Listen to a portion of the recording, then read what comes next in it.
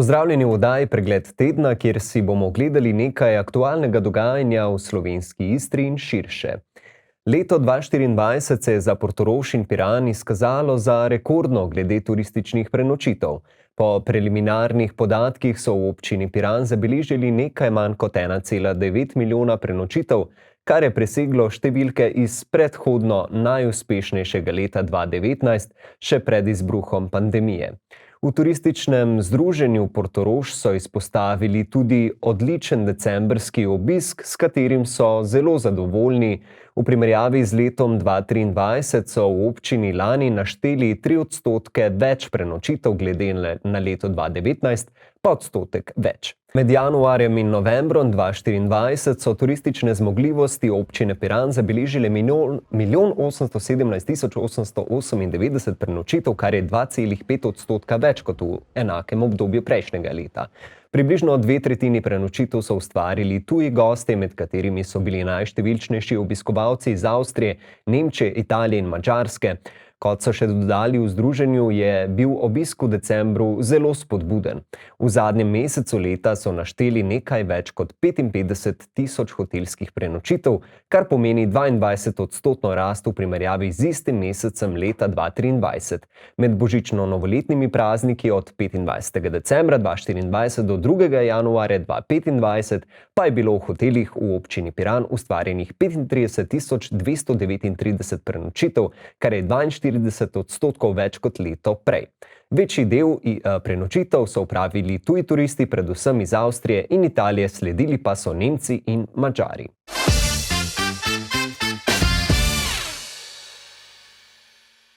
Iz Portoroža ter Pirana se selimo v izolsko bolnišnico, kjer v novo leto v slovenski Istri ni preneslo le prazničnega vzdušja ob ognjemetih in druženju, temveč tudi novo življenje.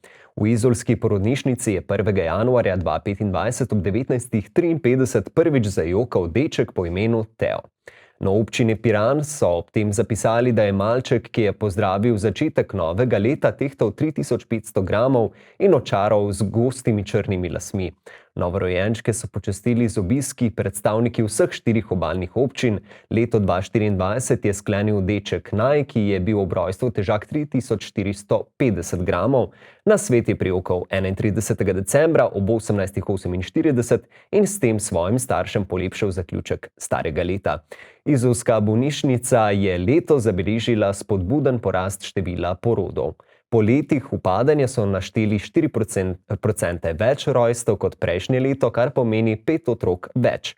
Novorojenčke in njihove mamice so obiskali podžupan občine Piran Robert Fakin, župan mestne občine Koper Aleš Bržan ter podžupani Ankarana in Izole Martina Angelini in Nataša Čerin.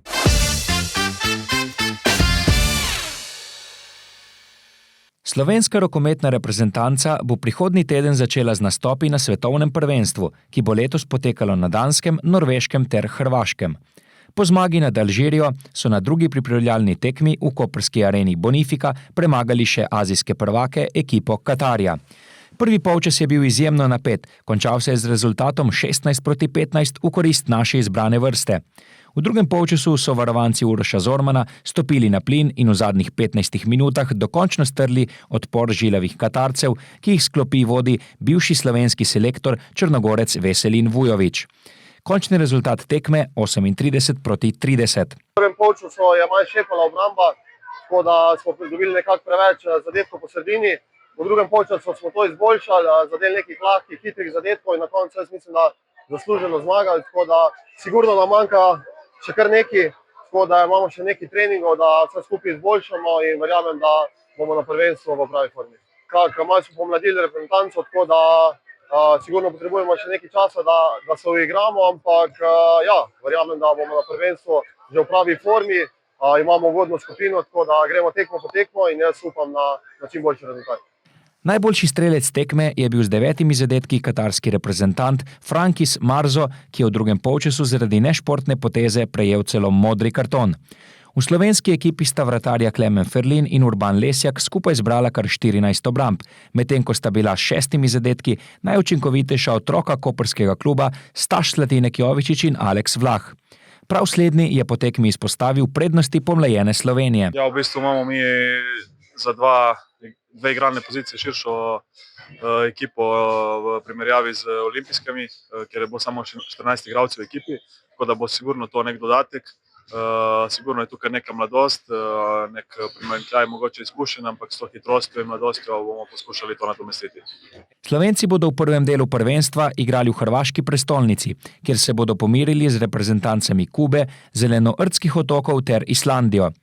Kljub temu, da je bil žreb kar naklonjen našim fantom, o ciljih zaenkrat še ne govorijo na glas. Cilji, jaz bi rekel tekmo po tekmo. Vemo, da smo na prejšnjih olimpijskih igrah naredili velik rezultat. Vemo, da publika veliko Slovenija od nas pričakuje, ampak moramo stati skromni. Vemo, da smo zelo kvalitetna reprezentanca, ampak gremo tekmo po tekmo, priti v drugo skupino.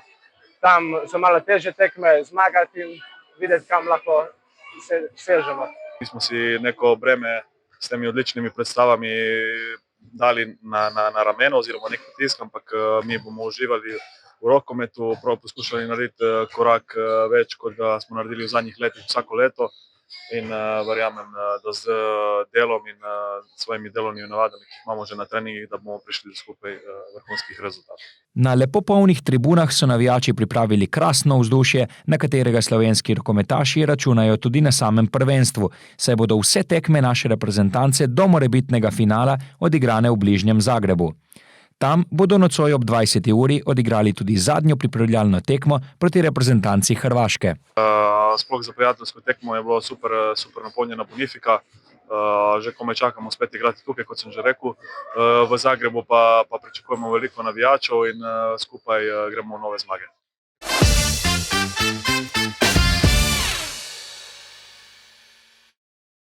Ostajamo v Izoli. Občina Izola je izvedla prenovo tartanske podlage v rekreacijskem parku Livade. Po desetletju uporabe je bila tartanska podlaga 400 metrov dolge in 2 metra široke tekaške steze dotrajana, saj je park v uporabi od aprila 2014 in je priljubljen med športnimi navdušenci ter rekreativci. Poleg osnovne tekaške steza vključuje tudi 60-metrsko sprint progo. Prenova tartanske podlage je občino stala 51.700 evrov brez davka, večino sredstev, skoraj 43.600 evrov, je pridobila od Ministrstva za gospodarstvo, turizem in šport, preostanek pa je zagotovila iz občinskega proračuna.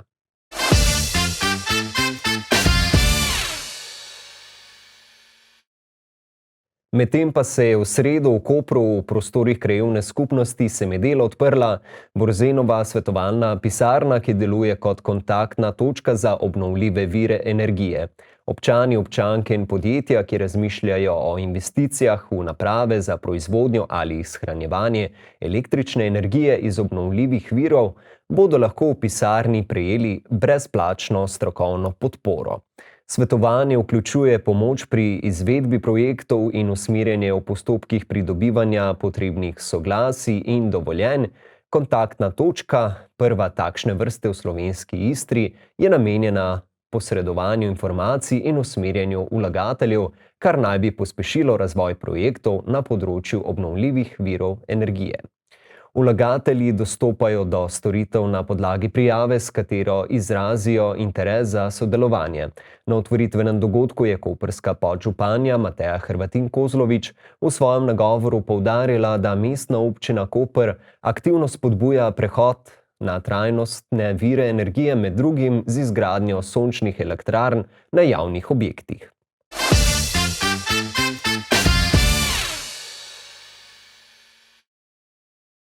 Leto 2025 bo za gledališče Koper prelomno, saj praznuje 25. obletnico ponovnega zagona. Jubilej je priložnost za razmislek o njegovem bogatem prispevku h kulturni krajini Primorske in Slovenije. V zadnjih četrt stoletja je gledališče Koper postalo nepogrešljiv del kulturnega dogajanja, ki navdušuje raznolike generacije občinstva.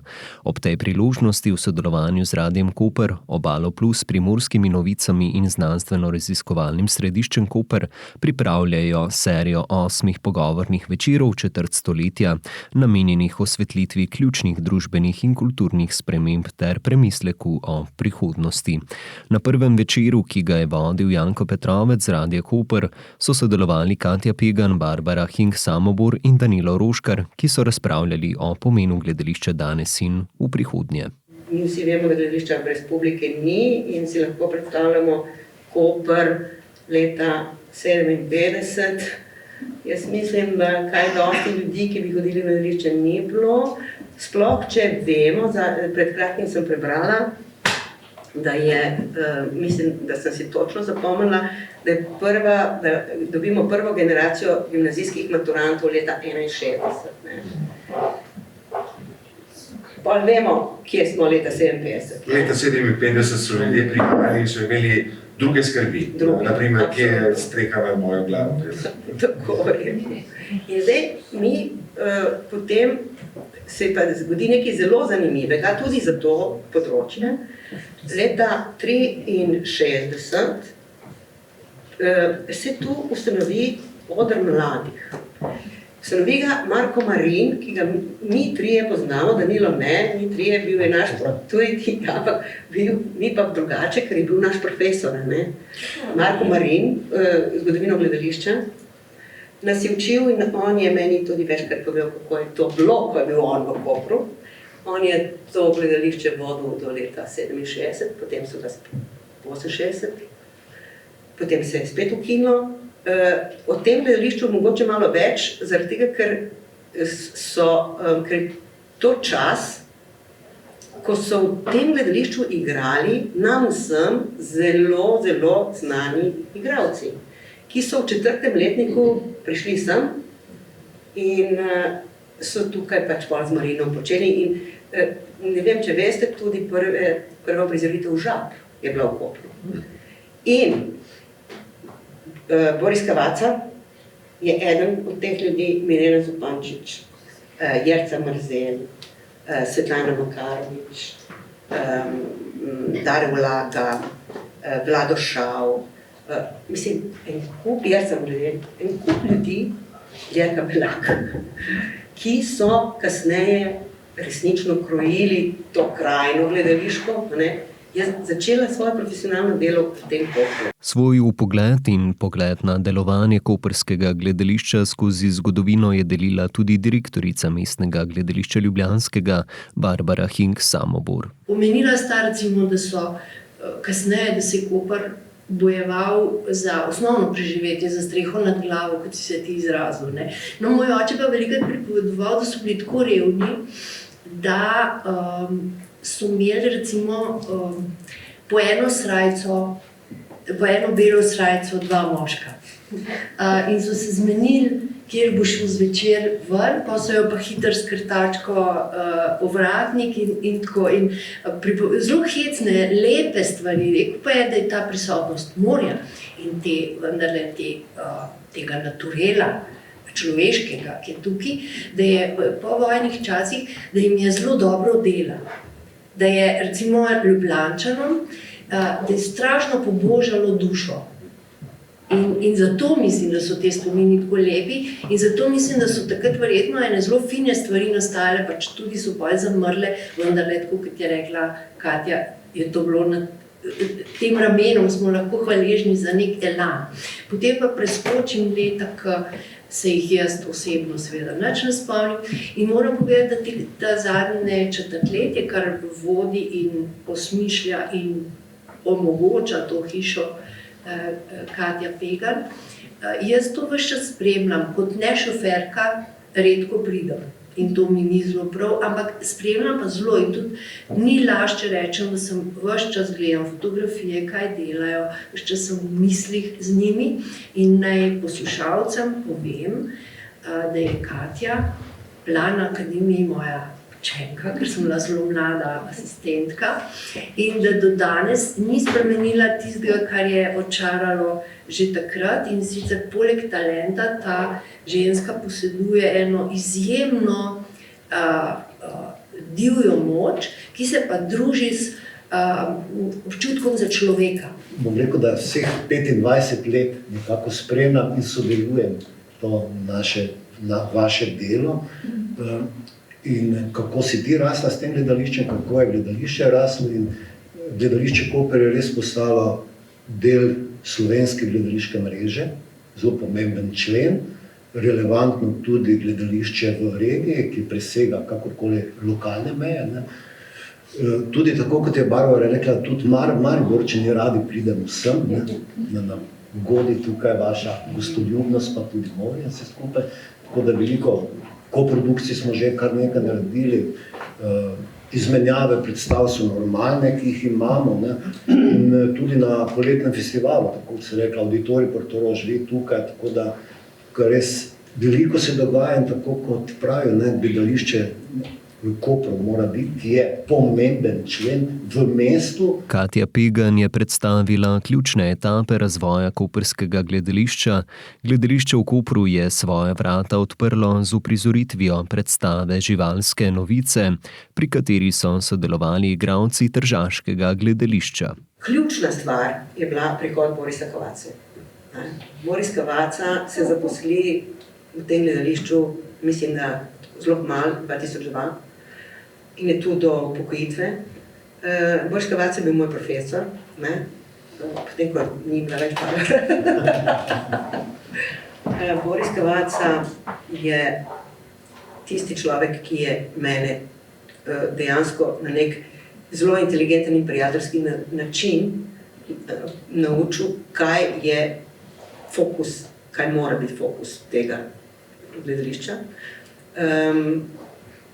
Ne glede na to, da sem jaz doma iz Pirana, je on meni povedal, da jaz moram gledati v Italijo, da jaz moram gledati v romanski svet, da mi moramo prevajati, biti prevajalci tega sveta. Zato smo mi takrat zelo veliko igrali komedije, Goldonija, Foja, ampak to smo mi igrali. Prvič zato, da smo postali zanimivi za ljudi, ne? Drugič zato, da smo te igralce, ki so prihajali, na nek način trenirali, ne? Mlad igralec mora igrati. Seveda smo mi imeli tle pač en tak, ko je bil Boris, so ljudje zelo prihajali, ne? To je bilo zelo pomembno. Pol kasneje je že bilo drugače, ne? Grejo rajši Barbari, seveda grejo rajši dramo, grejo rajši, to je normalno, to ni centra, ne? In zato moraš te ljudi jim dati možnost in jih izredno uriti, ne? Bi se reklo, pa nek poligon, da začnejo igrati. No, potem druga stvar, ki je pomembna, je bila obnova tega gledališča. To je zelo pomembno, ne? Da smo mi dobili eno sodobno dvorano, takrat so bile seveda neke zamere, ker ljudje niso vedeli, da to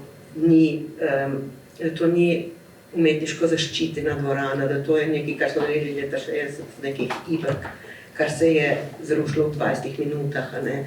Če bi imelo kakršnokoli vrednost kot Piran, sigurno ne bi nihče dovolil, da se to naredi.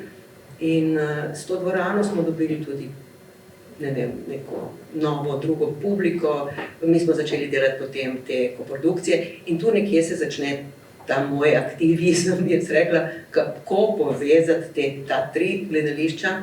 Jaz sem enkrat rekla, da rekla sem, gledajte, pa mi, če se vsi skupaj damo, imamo teater, kot ga ima Barbara King. Razprava je osvetlila razvoj gledališke umetnosti na Primorskem in v širši Sloveniji, s posebnim poudarkom na izzivih, s katerimi se gledališča danes soočajo. Eden izmed izzivov je bilo tudi obdobje koronavirusa, s katerim se je gledališče Koper spopadlo na svoj način. Mi smo se vsi takoj dali na Zoom, naš Jaka Ivanc je svoje kleti, vsak leto, in smo, ker so bile to leto te drame, za maturo, smo vse to preigrali po Zoomu, če si predstavljaš vsak svoje sobe, ne? In to smo imeli vsak teden eno premiero. In potem se Ira še pogovarjala z njimi, če so imeli kaj vprašanje. In ko to vidiš, veš, da si potreben, ne? Da to je potrebno, da ti si potreben tako zelo bazično. Ne? Ti si potreben otrokom, ti si potreben dijakom, ti si potreben eni meščanski populaciji mesta, ki bi šla zvečer si pogledati en dramski tekst, eno zgodbo ali pa komedijo, s katero, recimo, polniš svoje blagajne. Gledališče Koper je poleg sodelovanj med primorskimi gledališči skozi svoje delovanje izvedlo kar nekaj mednarodnih sodelovanj.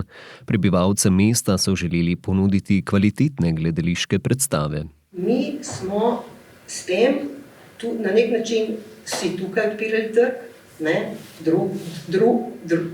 več jezičnosti, to smo res, bi se reklo, dobesedno razumeli. Po drugi strani sem pa videla, da nas tam poznajo, da je mali Koper poznajo. Mi smo delali z Madžari Goldonja smo delali v Ujdivekiju in so tja k nam prišli, Ivan je režiral, k nam so tja prišli te Banja Lučani in ne sem tja, so nas prej poiskali in sem se rekla, da oni bi blazno radi z nami delali, da so slišali, da smo mi brez težav delamo produkcije z bivšimi in da nas rabijo. Percepcija gledalcev se skozi čas spreminja, prav tako se spreminja njihova sposobnost ohranjanja pozornosti. Ključni izzivi za ustvarjalce pa so, kako ponuditi raznolike in kakovostne predstave ter obenem poskrbeti, da bodo dvorane ostale polne. Gledalci težko zdržijo dolge formate, to si namignil v vprašanju, zelo težko. Mislim, da je najbolj priljubljen format fuzbal tekme, 2x45 pa pauza. Zdaj, a je to nekaj zelo narobe, lahko da je to samo neko prehodno obdobje ponovnega pridobivanja kondicije za daljša gledanja. Druga stvar, ki je pa mogoče majčkeno stvar malo daljšega postopka pri povratku, je pa nesposobnost razbiranja metafor. Nemški standardi so bili nekoliko višji, vsaka predstava je trajala povprečno vsaj 3 ure. Gledališče je v primerjavi s filmskim medijem živa stvar. Vsaka predstava je lahko drugačna in po koronavirusu je ostajal strah. Kako se bodo dogodki odvijali naprej? Zato sem jaz po koroni, po tem obdobju, zelo intenzivno, smo vsi, zelo intenzivno začeli delati s šolami. Mi smo že prej, leta 11, se mi zdi, že prej smo imeli prvi ta festival svetilnika. Smo rekli, zdaj pa moramo šole pripraviti, da pride enkrat na leto, ta moto smo si dali enkrat na leto v gledališče. In prav spomnim se, da takrat je bila Vanja Korenč, čisto mlada tle, in je bila tako vesela. Imamo 2000, ne vem koliko otrok. Zdaj, leto 24, imamo nekaj manj kot 20,000. Jaz sem to tako prepoznala, to nevarnost. In včasih sem tudi malo sentimentalna, ker sem tam zadnjič neko pismo pisala na kolegi direktorjev, da se mi zdi, da to gledališče za otroke je zdaj pa res in mlade naša nujnost. Mislim, mi imamo pa spet, res, to mene res boli. Mi imamo v Gazi otroke, ki si želijo umreti.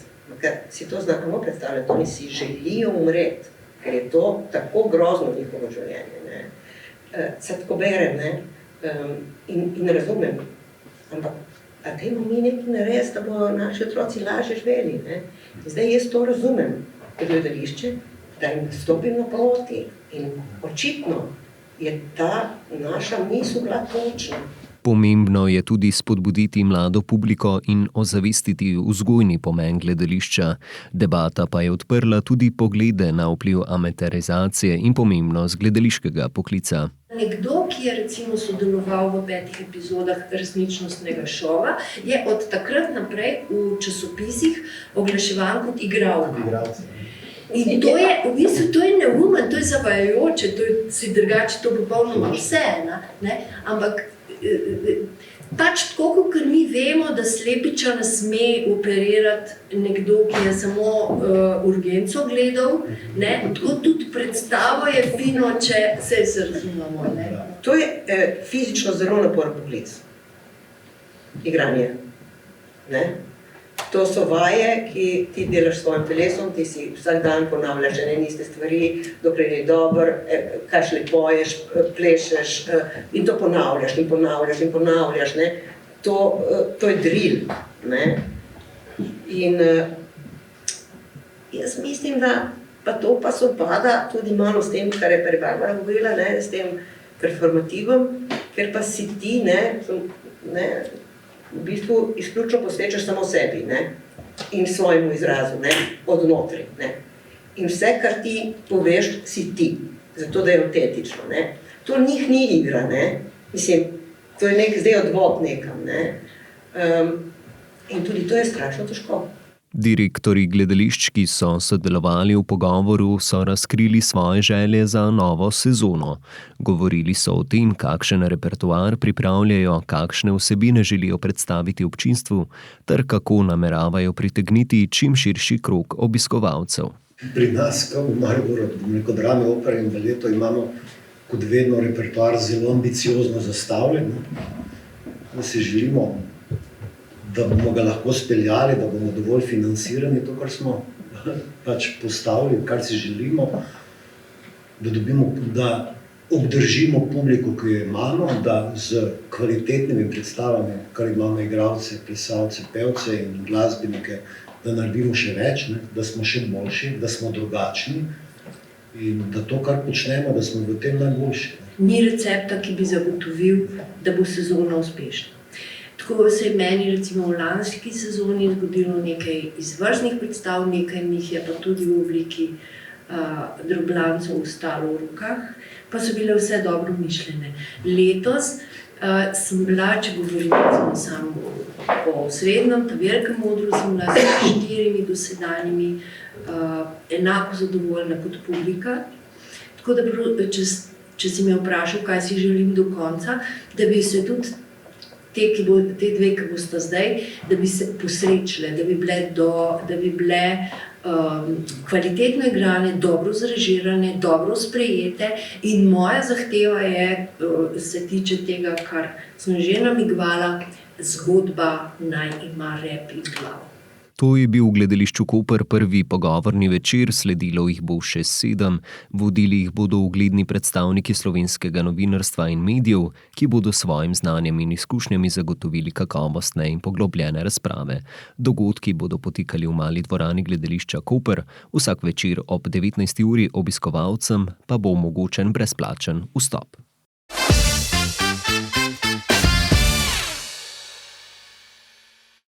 Priplula pa je tudi prva potniška ladja letošnjega leta Viking Saturn, ki je v mesto pripeljala 900 potnikov. S tem se je uradno začela sezona prihodov potniških ladij za leto 2025. Po informacijah iz Luke Koper bodo naslednje ladje v Koper prispele spomladi 21. marca, pričakujemo prihod ladje Viking Sea, 28. marca pa bo pripeljala ladja Star Legend. Sicer pa bo Koper dobil nov potniški terminal, ki bo za prve potnike nared še pred prihajajočo pomladjo, ko bo minilo natanko 20 let od prihoda prvih velikih potniških ladij. Nov sodoben potniški terminal bo zasnovan z misijo na obiskovalce, saj bo omogočal prijetno izkušnjo ter učinkovito delovanje pristaniške uprave. Poseben poudarek bo na skladni umeščenosti v prostor, kar bo omogočilo harmonično sobivanje z lokalno skupnostjo. Terminal bo grajen trajnostno z uporabo energetsko varčnih rešitev in reciklabilnih materialov. Kot prva vstopna točka za tuje obiskovalce bo terminal pomembno prispeval k prvemu vtisu v Sloveniji. Gradnja novega potniškega terminala poteka po načrtih, zaključek dela pa je predviden v aprilu, ko bo terminal že prejel prve potnike.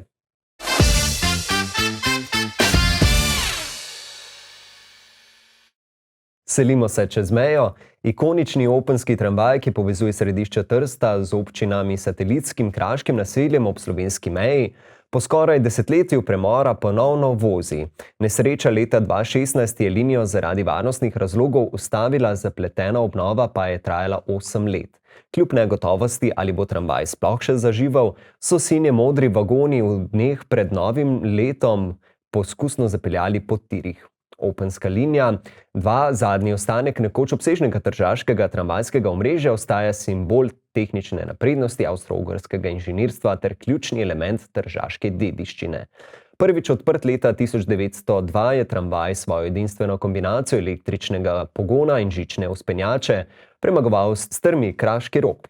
Kljub političnim, gospodarskim in tehnološkim spremembam je linija vztrajala vse do usodne nesreče. Sedaj se vrača kot mogoča turistična atrakcija, čeprav mnogi upajo na širitev povezave do openske železniške postaje ali celo naprej do slovenskega zaledja. Medtem ko prihodnost legendarne linije ostaja odprta, njen ponovni zagon Tržačanom prinaša nostalgijo in optimizem ter odpira vrata za nove razvojne priložnosti.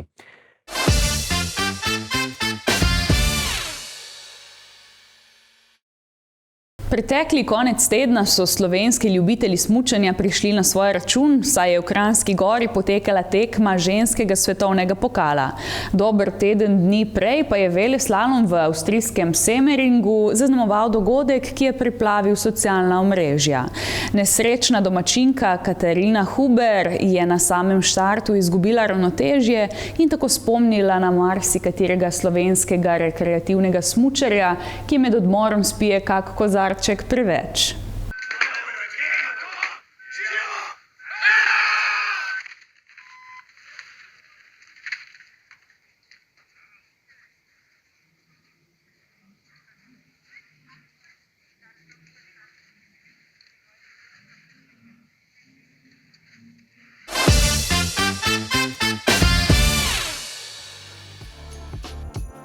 Pozdravljeni v sveži izdaji kulturnega napovednika.